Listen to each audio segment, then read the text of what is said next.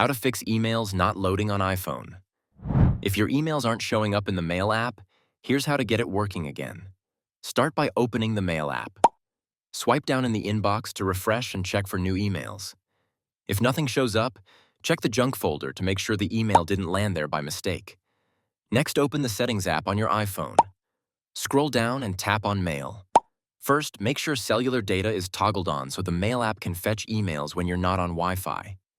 Then tap on Accounts at the top and select your email account.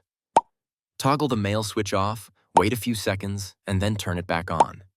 If it's still not working, open a web browser and search "Is Gmail down?" or replace Gmail with your provider, like Yahoo or Outlook. If there's a reported outage, the issue may be with the email service, not your phone. If everything looks fine, open the Mail app and your emails should start loading normally. And that's how you can fix email syncing issues on your iPhone.